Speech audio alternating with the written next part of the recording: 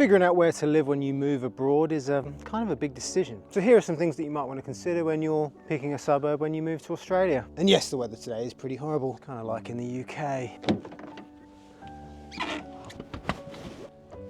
So one of the first problems that you're going to have when you move here is you're going to do a lot of the stuff online. And that's a problem because you're not really going to ever get a feeling for different places, different suburbs. If all you're actually going to do is just look at things through probably the best lens that real estate agents and people who are trying to sell you a house are going to show you. So my advice would be to absolutely go and have a look at the suburbs in person. So that's kind of what we're going to do today. And I guess even with this weather, doesn't look too bad, then imagine what it's going to look like when it's got a bit of sunshine. Don't ignore your commute time. Because sure, you might be near a busy road like this and thinking that, hey, my commute's going to be absolutely fine. Look at how easily the cars pass by. Yeah, well, during peak hour, it's not always going to be like this. And sometimes a 15-minute commute can take up to 45 minutes in peak traffic. Yeah, traffic isn't always great, especially in Brisbane. And you might be thinking to yourself, that's not actually that bad compared to where I live now. And it's all taken into perspective. But I think when people are looking at things on a map in particular and they're doing their research, sometimes it might look close, but it's not actually always that close. And there are better things that you could look for rather than just, are the roads any good? I mean, look, traffic lights, quiet now.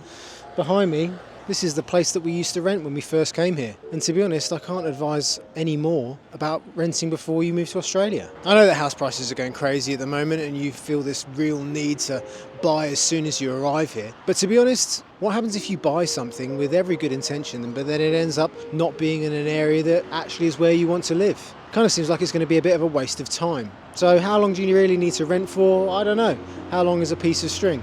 It could be 6 months, it could be 12 months. But don't necessarily disregard renting as an absolute waste of time. This place that we rented here, it was a lovely townhouse complex, not necessarily where we want to live in our forever home, but it had 2 pools. Apparently there was a gym, never really used it. And it set us up to be able to look at other suburbs before we decided to make that commitment to buy. And it was near some public transport options. Don't chase the prestigious suburbs or fancy houses.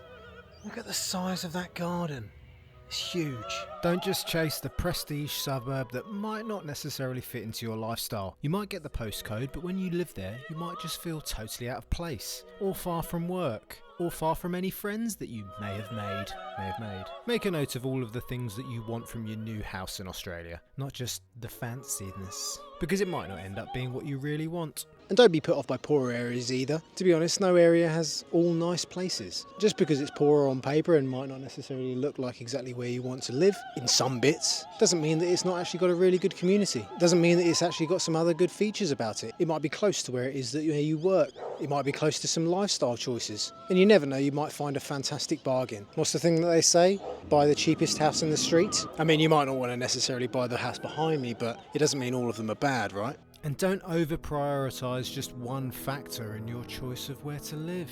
It might not be worth the extra money just to say that you live in the city. I don't know how people afford to live in the city anyway. Just like it might not be worth living in the sticks just to say you've got a bit of countryside near you. Especially if you then have to contend with a long commute. Really want to live next to a beach? They do have cyclones in Australia, but I mean that shouldn't really put you off. Every different area has its perks. Just make sure you're looking for more than one perk, really. And don't believe everything that the locals say about their suburb. Obviously, they're going to say the best things and how it is at the best of times. But to get a real feel of what a suburb is like, you need to go on like weekends and weekdays, or basically days that you're not going there. You also need to go at night, because the last thing you want to find out is that your suburb is a local hooner's paradise, where people who never really grew up just race their cars around and just to see how noisy they can make things. I mean, have a little listen, visit different places. Is the suburb exactly what you want it to be at the times that you're not necessarily expecting it? Because if it isn't, then probably not the suburb for you. Checking it out at night is also probably another good way to find out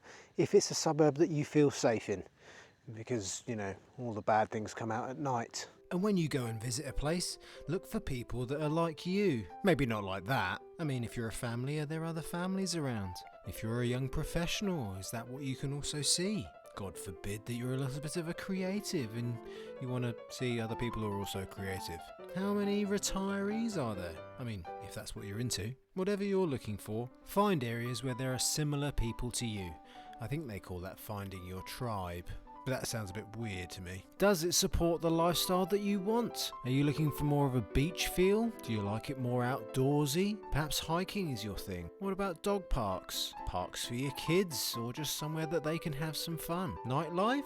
Perhaps you're looking for more of a city life. Whatever you're looking for, there's probably a suburb for that. And if you must absolutely do some research, then Facebook groups are a great place to find out some insider information, especially if you want to find out why there's a helicopter flying around your local area. But just be aware that tips normally come in one of two ways. Either people are happy to share fantastic information that they find from their areas, or if they've got any British heritage, then there might just be a little bit of a whinging pom about where they live. Needless to say, don't form all of your decisions based upon what you read on the internet, and take everything with a bit of a pinch of salt. But do let it inform you, and let's face it, there's no smoke without fire, so it might give you a few red flags. How close are you to things like universities and schools? Because even if they're not things that you necessarily consider now, they are things that you might need in the future, or in the case of universities especially, when they build brand new ones, land prices tend to increase in value. So if you're thinking about a resale perspective, even if they're something that you might not necessarily need right now, they could be something that when you sell it, future people could be interested in. No one ever said it was a bad thing because they were close to a good school or university. Living near one of these is one of my most underrated tips for moving to Australia. Now you will hear some people say things like, public transport in Australia, it really isn't very good. Well, in Queensland at the moment there are 50-cent fares, which means that I can travel on the train into the city for 50 cents. Yeah, it's a pretty good deal, isn't it? And whilst most train stations have good parking facilities, most of the time they're also free, why would you not want to use public transport? Sure, sometimes there are less desirable people on public transport, and there is that stigma associated with it, but you can get those kind of people anywhere, really. I find the public transport in Queensland to be, generally speaking, clean, pretty efficient, and whilst it's a little bit dodgy on weekends because, you know,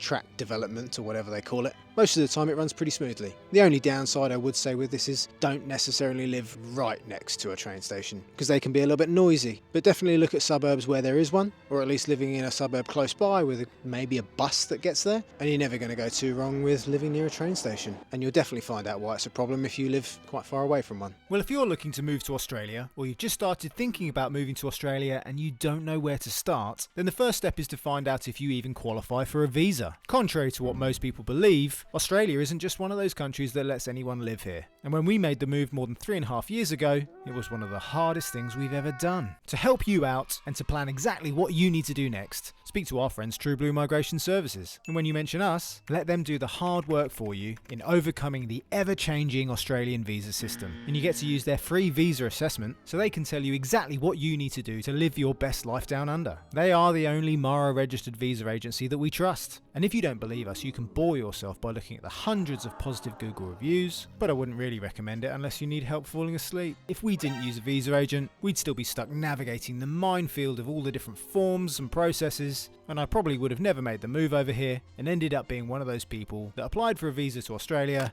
and had it rejected. So speak to them today and you could be one step closer to living your best life. So in summary, your dream house might be someone else's nightmare. What might be important to you might not necessarily be important to someone else. So it's important to do the research, not necessarily just about different areas, but also what do you value most about your new home? Because once you've made that massive commitment of buying a house, then the reality is it's not that easy to change where you live so easily. A good choice is going to positively impact your move to Australia. A bad choice is, well, it's not going to be great, is it? And whilst there is no perfect suburb, there is one that is going to be perfect for you at that time of your life. I mean, I nearly went really full cliche there, didn't I? But I hope these things to think about have helped you in selecting your new suburb to live in Australia. And if you want some more helpful advice about moving here, then maybe watch that video. I'll see you soon.